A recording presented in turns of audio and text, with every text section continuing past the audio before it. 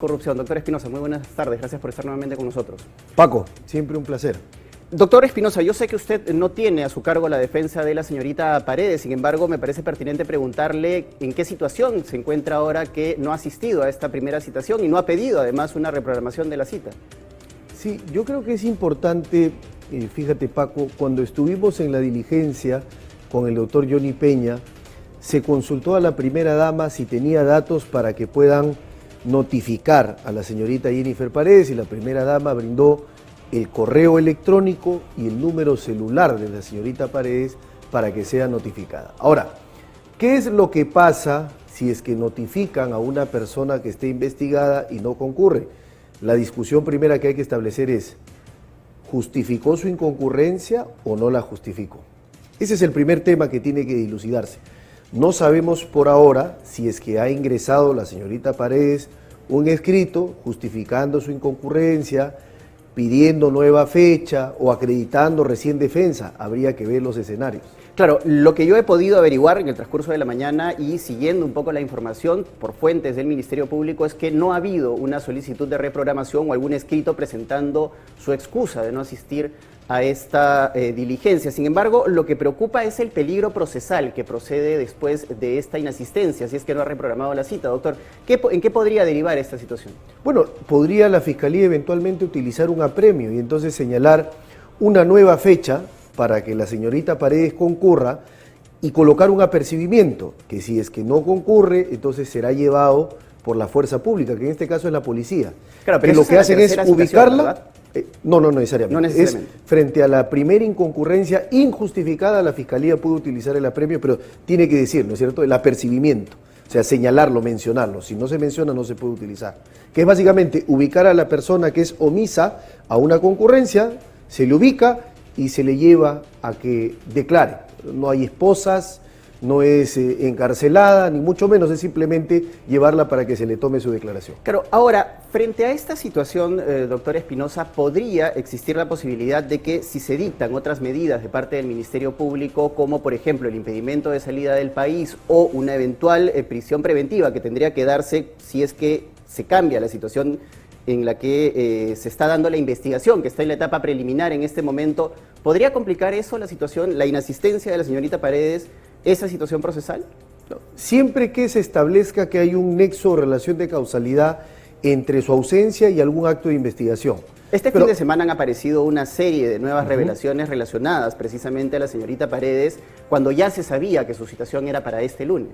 Sí, pero yo creo que hay que establecer algo que es muy claro. Hay fiscales que cuando inician a investigar toman la declaración de los investigados, testigos, y hay fiscales que más bien esperan primero desarrollar una línea investigativa y luego llamar a declarar a la investigada o al investigado. Yo me inclino siempre por esta postura. ¿Por qué? Porque básicamente cuando uno le toma la declaración a un investigado o una investigada, en realidad la declaración del investigado antes que un acto de investigación es un medio de defensa. Recuerda, Paco, que siempre el investigado puede ejercer su derecho constitucional y convencional a guardar silencio. Así que tampoco tan importante es la declaración. La Fiscalía, por fuera o dejando de lado la declaración de un investigado, puede seguir una línea de investigación, y a mí me parece que la Fiscalía lo está haciendo, ha pedido registro de visitas y otros actos de investigación. Ahora, hay un punto importante sobre el cual yo le quiero pedir su opinión, doctor Espinosa. El periodista Ángel Páez ha hecho una publicación que ha llamado poderosamente la atención a través de las redes sociales, y es que la cuñada del presidente habría estado participando en las licitaciones del distrito de Anguía y fueron coincidentemente sus ex compañeros de trabajo quienes se hicieron de licitaciones que precisamente se pidieron desde esta municipalidad o desde este distrito. ¿Configuraría en este caso el delito de tráfico de influencias? Con la información que se tiene ahora disponible, yo te aseguro, Paco, que no aparece el delito de tráfico de influencias. Para que nos entienda la ciudadanía que nos está escuchando, el delito de tráfico de influencias está ubicado en una parte del Código Penal, que es el artículo 400. Y el tráfico de influencias tiene varios elementos, pero el más importante es que, para que se me entienda, el tráfico de influencias es una compra y venta de influencias. Yo vendo influencias, tú me compras influencias, pero para comprar y para vender influencias, que pueden ser reales o simuladas, la ley dice que tiene que haber necesariamente una entrega de dinero, una entrega de beneficio o una promesa de entrega de beneficio, dádiva o ventaja. Si no existe este elemento, no aparece el delito de tráfico de influencias. Y hasta el momento no hay información en donde pueda decirse si pidió dinero, se le entregó dinero o aceptó una promesa de entrega de dinero. Pero algo que también se establece en el delito de tráfico de influencias, que usted bien ha mencionado en el artículo 400 del Código Penal, está el papel que tienen las personas que ofrecen estos supuestos favores a cambio de obtener algún tipo de beneficio. En ese caso, ¿no estaría involucrada la señorita Paredes precisamente como una persona que se acerca a funcionarios que están relacionados con el municipio en cuestión y están participando de este tipo de licitaciones, con este tipo de ofrecimientos? Lo que ocurre es que por principio de legalidad penal, el delito tiene que cumplir todos los requisitos o no se cumple con el delito o no hay delito. Entonces, necesariamente tiene que ver agente corruptor, fin corruptor y medio corruptor. Acá lo que yo no veo que aparece es el medio de corruptor. O sea, ¿qué se ofreció o qué se aceptó? Nada de eso Bueno, hay. se ofrecieron obras públicas, eso está bastante claro. No, a ver, para que se me entienda mejor. Supuestamente en la lógica del tráfico de influencias tendría que decirse así. Yo ofrezco mis influencias en el gobierno, en el Estado, para que algo salga. Muy bien. Pero tú a cambio de esas influencias que yo te estoy ofreciendo, tú tienes que darme algo. Dinero, ventaja, beneficio, dádiva. Eso es lo que no aparece. El medio corruptor es un requisito sine qua non del delito de tráfico de influencias. Si no hay medio de corruptor, no hay tráfico de influencias. ¿Y dónde queda la teoría de la institucionalidad de la administración pública, doctor, en este caso? Porque, para que lo entienda un poco el televidente, ¿no? Se considera que las instituciones es un conjunto de valores y principios y deberes que deben definir precisamente la labor de funcionarios públicos, pero esta teoría, ¿no?, relacionada a la institucionalidad de la administración pública también involucra a quienes no son necesariamente servidores públicos. En este caso, la señorita Paredes podría haber incurrido en el delito utilizando esa teoría legal. Lo que ocurre es que, a ver, vamos a analizar desde el Código Penal. El Código Penal lo que hace es criminalizar conductas que puedan afectar instituciones, puedan generarle perjuicio o puedan establecer alguna inconducta de parte de algún servidor o funcionario público. Desde el tráfico de influencias he explicado que no. Ahora, vamos a estudiar otro delito, supongamos el cohecho activo del artículo 397 para que nos entienda la audiencia. Cohecho básicamente es el soborno. Y hay soborno en nuestra legislación, tanto del particular que ofrece una dádiva como que promete, como del funcionario servidor que la acepta. Cuando lo hace el particular se llama cohecho activo, cuando recibe la dádiva el funcionario se llama cohecho pasivo. En el caso del cohecho activo, una persona que no tiene función ni servicio público, la pregunta es, ¿habrá cohecho activo acá? También desde la ley penal la respuesta es que no, porque también el cohecho activo exige oferta, promesa o entrega de algo. Si no hay eso, si no hay ese medio corruptor, tampoco aparece el cohecho activo. Y vamos a otro delito, si se quiere, colusión, que por ahí también se ha difundido, el tema de la colusión. La colusión requiere, el artículo 384 del Código Penal, que haya un concierto colusorio entre funcionario e interesado, y que ese concierto determine que, o bien se puede perjudicar al patrimonio público, colusión simple, o se perjudica y se defrauda al patrimonio, colusión agravada, que tampoco aparece en estos contornos. O sea, tal como está la información que se viene difundiendo, no aparece el delito. Ahora, ¿debe investigarse? Por supuesto, creo que tú y yo, Paco, estamos de acuerdo de que un hecho como este merece una investigación pronta, diligente y célere. Este fin de semana el señor Villaverde, o se conoció que el señor Villaverde podría recuperar su libertad en las próximas horas a cambio de información que va a brindar y que involucraría directamente a personas de la primera línea de esta presunta organización criminal. ¿En qué situación está el presidente Castillo en medio de este anuncio que se ha hecho el fin de semana?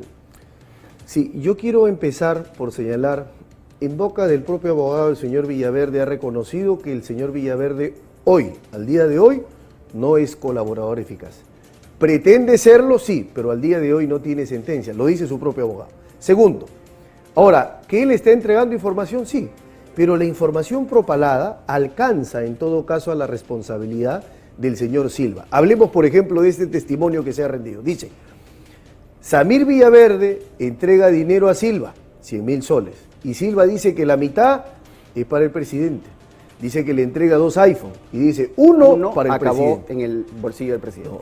No acabó.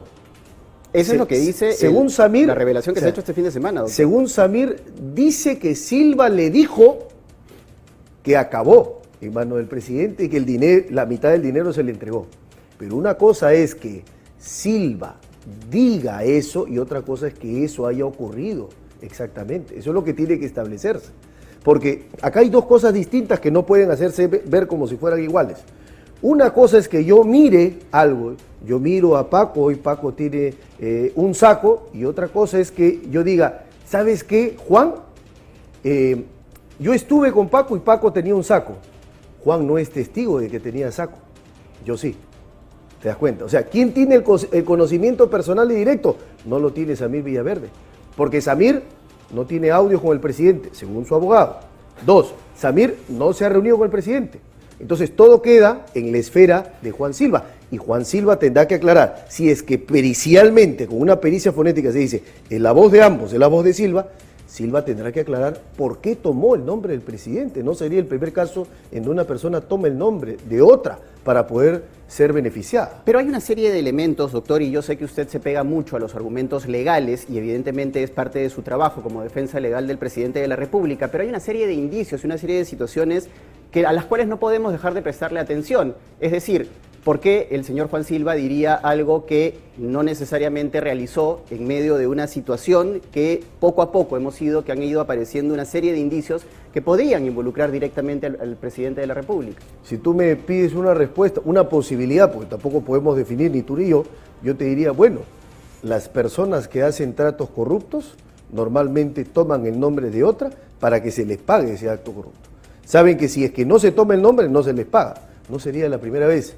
La Fiscalía está llena de denuncias de tráfico de influencias donde de repente viene un funcionario servidor y dice, han tomado mi nombre, pero yo ni sabía. Y es una persona con un alto grado de cercanía al presidente de la República, una persona con la que incluso el presidente de la República ha estudiado la secundaria, no es una persona completamente desconocida a la que le entregó la confianza de buenas a primeras. Le entrega una confianza, pero Paco, las confianzas también se traicionan, se rompen y las personas decepcionan a otras. Entonces, si se llegara a demostrar, ojo, voy a poner en condicional, si se llegara a demostrar que el señor Silva pidió dinero y se le entregó tomando el nombre del presidente, ese señor tiene que ser sancionado en su momento con una pena ejemplar. Pero eso de ninguna manera supone que el presidente esté involucrado en actos de corrupción. Eso es lo que supone en todo caso que el señor Silva tendrá que aclarar, si es que procesalmente se determina, por qué tomó el nombre del presidente. Ahora, pasando al tema de la primera dama, doctor Espinosa, yo sé que hay una reserva debido al estatus en el que está la investigación en este momento y no le voy a pedir detalles de la declaración de la primera dama, pero sí sobre un tema bastante particular, que es la reunión que sostuvo la primera dama con el señor Espino en Palacio de Gobierno, que fue precisamente una información levantada por el mismo Ministerio Público en Palacio de Gobierno. Sí, y me parece muy importante acá, Paco, decir lo siguiente. A la primera dama, Lilia Paredes, la citan a declarar y ella dice, yo voy a ir. Va, asiste, participa. Segundo, tenía la opción, el derecho a abstenerse a declarar, porque la ley manda muy claramente el artículo 163, el 165 y el artículo 9 del título preliminar del Código Procesal Penal. Esta tríada en conjunto dicen que cuando mi hermana está investigada, yo puedo dejar de declarar. Se protege la familia por sobre el proceso. Pero ella dijo no, yo voy a declarar. Y declaró, y se contestaron todas las preguntas de la Fiscalía. ¿Y por qué sobre el tema de las visitas? La primera dama con el señor Espino. Lo que pasa es que eso no ha sido así. Y no podría darte más detalles, pero sí te puedo decir que ese punto de la visita también ha sido explicado y aclarado perfectamente por la primera dama en su declaración testifical. Han habido otras revelaciones este fin de semana relacionadas a personas cercanas a la señorita Jennifer Paredes que estarían trabajando actualmente en Palacio de Gobierno y que tendrían una cercanía incluso dentro de la residencia presidencial. Incluso la nota publicada ayer por el diario El Comercio habla de personas que habrían sido aprobadas directamente por la primera dama Lilia Paredes. A ver, habría que ver caso por caso, situación por situación, pero lo importante es que creo que la audiencia tiene que saber que cuando la primera dama es convocada, asiste. Y que cuando asiste además, declara. ¿No es cierto? Porque declara voluntariamente. Ojo, ella podría no haberlo hecho, pero lo hizo, porque creo que hay que transparentar las cosas y espero que lo haga también en su momento la señorita Jennifer Paredes, pero finalmente yo no soy su defensa tendrá que analizar los medios para defenderla y cómo es lo mejor o qué es lo mejor que le conviene a sus intereses y a sus derechos. Finalmente, doctor, y se me estaba pasando esta pregunta relacionada al caso del presidente de la República, Pedro Castillo, y es que este fin de semana un programa periodístico ha revelado que había algunas contradicciones entre lo que declaró el presidente Pedro Castillo ante la Fiscalía hace un par de semanas y los registros telefónicos. Él aseguró que no tenía contacto alguno con su sobrino Fray Vázquez desde el 28 de julio, sin embargo, los registros telefónicos aseguran o confirman que habría tenido comunicación con él hasta septiembre del año pasado. Sí, y hay que analizar también ahí el tema de las comunicaciones, porque, a ver, una comisión del Congreso como la Comisión Fiscalizadora tiene facultades, pero hay facultades que no le dan para tanto. En realidad tenía facultades, por ejemplo, para ingresar al contenido de lo comunicado. Entonces, yo no voy a entrar todavía a ese punto, porque en su momento eso puede merecer una tutela de derechos para excluir prueba que es ilícita. Pero nuevamente estamos frente a una situación en la que el presidente dice algo frente al Ministerio Público y luego se desmiente con las pruebas que hay. No, yo no diría eso. Yo diría básicamente que hay que ver primero si esa información es cierta, segundo, cómo se obtuvo, porque tú sabes, Paco, y yo también, que en el derecho importa no solo lo que se presenta, sino cómo se obtiene aquello que se presenta. Entonces, yo voy a reservarme ahí mi opinión para cuando se determine la legalidad de la obtención de esa información. Muchas gracias, doctor Castillo, por haber estado, doctor Espinosa, por haber estado con nosotros esta tarde en 24 horas mediodía.